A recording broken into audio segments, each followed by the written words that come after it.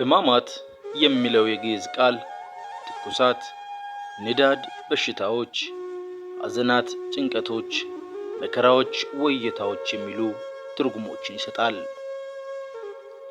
በመጽሐፍ ቅዱስ የመድኃኔዓለም ክርስቶስን መከራዎች ለመግለጽ ሕማማት የሚለውን ቃል ተጠቅሞ የምናገኘው ቅዱስ ሉቃስ ሲሆን በሐዋርያት ሥራ ምዕራፍ 1 ቁጥር 3 በብዙ ማስረጃ ከሕማማቱ በኋላ ሕያው ሆኖ ለእነርሱ ራሱን አሳያቸው ሲል እናገኘዋለን።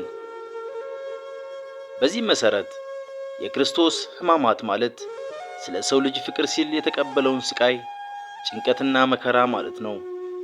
ከዚህ ውጭ ግን ሕማማት የሚለው ቃል በሽታን የሚገልጽ ሐሳብ ቢኖረውም መድኃኔዓለም ክርስቶስ ግን የታመመው በሥጋ በሽታ ሳይሆን በመከራ ብቻ ነው። በኢትዮጵያ ኦርቶዶክስ ተዋሕዶ ቤተክርስቲያን አስተምህሮ መድኃኔዓለም ክርስቶስ የሥጋ በሽታን ሊታመም አይችልም። እንደሚታወቀው መድኃኔዓለም ክርስቶስ የወደቀውን የሰው ልጅ ወደ ክብሩ ይመልሰው ዘንድና ሰዎች ከመጀመሪያው አዳም ተወልደው ያጡትን ጸጋና ክብር ሁለተኛ አዳም ሆኖ ሊመልስላቸው ሰው የሆነ አምላክ ነው። ክርስቶስ ሁለተኛው አዳም ተብሎ የሚጠራውም እንደ መጀመሪያው አዳም ያለ ወንድ ዘር ተወልዶ አዳም በገነት ውስጥ እያለ ከመበደሉ በፊት የነበረውን ፍጹም የሆነ አካል ይዞ የአዳምን የቀድሞ ያልጎሰቆለ ባህሪ ይዞ ስለመጣ ነው።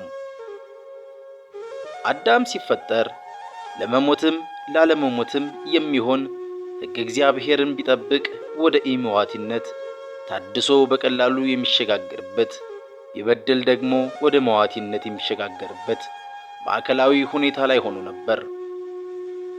በዚህ ምክንያት አዳምም ሆነ ሔዋን ከመውደቃቸው በፊት የነበራቸው አካል የማይታመም የማያረጅ የከበረ አካል ነበረ።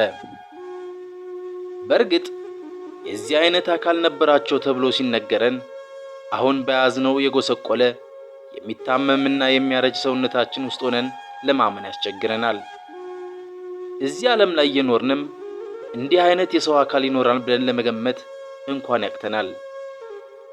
አዳምና ሔዋንም የወደቁትም በገነት እያሉ አለመታዘዛቸው የሚያመጣባቸውን ውድቀትና ጉስቁልናም ሆነ አሁን እኛ ያለንበትን የሚታመም የሚያረጅ አካል ይኖራል ብለው ለመገመት እንኳን ባለመቻላቸው ነበር። ስለዚህ መድኃኔዓለም ክርስቶስ የአዳምን ከውድቀት በፊት የነበረ የከበረ አካል ይዞ ስለተወለደ የሥጋ ደዌ በእርሱ ዘንድ የለም። ቤተ ክርስቲያናችን በዕለተ ዓርብ የማይታመመውን የእርሱን ሕማሙን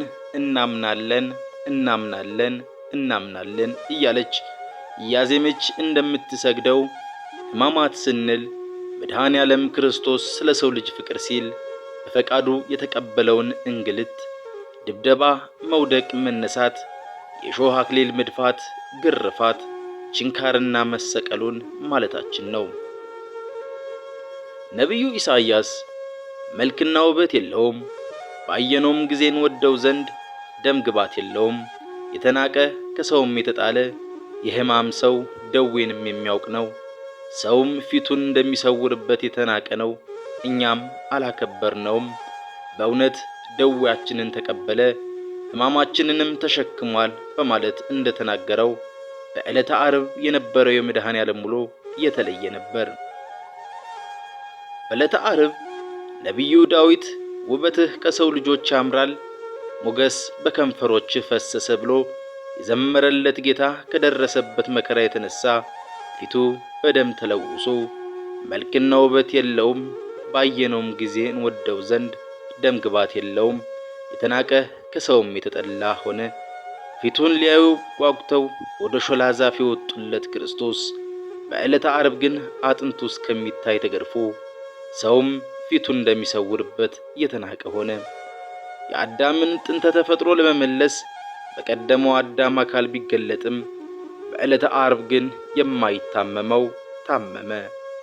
የሕማም ሰው ደዌንም የሚያውቅ ሆኖ በእውነት ደዌያችንን ተቀበለ፣ ሕማማችንንም ተሸከመ።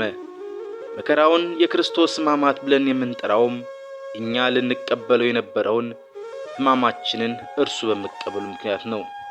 የጌታችን የሕማማቱ ነገር የሰው ልጅ ዳግም በቀራንዮ የተፈጠረበት ታሪክ በመሆኑ የነቢያቱ ትንቢትና ምሳሌ፣ የሐዋርያቱ ስብከትና መልእክት፣ የሊቃውንቱ ትርጓሜና ትምህርት፣ የካህናቱ ቅዳሴና ሰዓታት፣ የመዘምራኑ ማህሌትና ስብሃት የጌታችንን ሕማም የሚያወሳ ነው።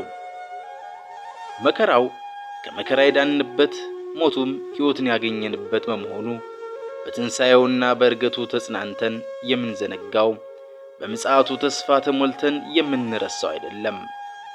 ጌታ እስኪመጣ ድረስ ሞቱን ትናገራላችሁ የተባልነውን ይዘን አቤቱ ሞትክን እንናገራለን እያልን ዘወትር የምንቀድሰው ነው። የሕማማቱ ታሪክ የሰው ልጅ ድህነት የተፈጸመበት የትልቅ ፍቅር፣ የይቅርታና የምህረት ታሪክ ነው። አንድ ሊቅ እንዳለው በእያንዳንዳችን ውስጥ እግዚአብሔር በአንድ ልጁ በኢየሱስ ክርስቶስ የሚሞላው አንዳች ባዶነት አለ። ወዳጄ ሆይ እባክህን ጌታችን ከተያዘበት ሐሙስ ማታ እስከ ተቀበረበት ዓርብ ያለው ክስተት ውስጥ ራስህን ፈልገው። በዚያ ከነበሩት ሰዎች አንተ ማንን ትመስላለህ? ወዳጅ መስሎ እየሳመ የሚሸጠው ይሁዳ አንተ ነህ ወይንስ ፈርቶ የሚክደውን ጴጥሮስ? የአንተ ጠባይ በእነዚያ 20 ሰዓታት ውስጥ ከነበሩት ሰዎች ማንን ትመስላለህ? ጌታን አስረው እያዳፉ የወሰዱትን ትመስላለህ?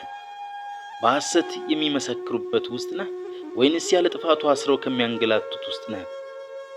ያለ ሕግ አግባብ በግፍ ከፈረዱት ውስጥ ነህ ወይንስ ገዢዎችን ለማስደሰት ብለው በጥፊ ከሚማቱት ውስጥ ነህ? እንደ ጲላጦስ አይነት ዳኛ ትሆን? ንጹሕ መሆኑን እያወቅ ገርፈው ይሆን? ከሆነ ንጹሕ ነኝ ብለህ ብትታጠብም አጥፍተሃል። ይሰቀል ሲባል አብረው ከሚጮሁት ትሆን? ከሄሮድስ ጭፍሮች ጋር ስቀህበታል ወይንስ ከገሊላ ሴቶች ጋር አልቅሰህለታል? ወዳጄ ሆይ በዕለተ ዓርብ ከነበሩት አንተ ማንን ትመስላለህ? የቀኙ ወንበዴ ነህ ወይንስ የግራው? የቆምከው ከሰደቡት ጋር ነው ወይንስ ከእናቱ ጋር?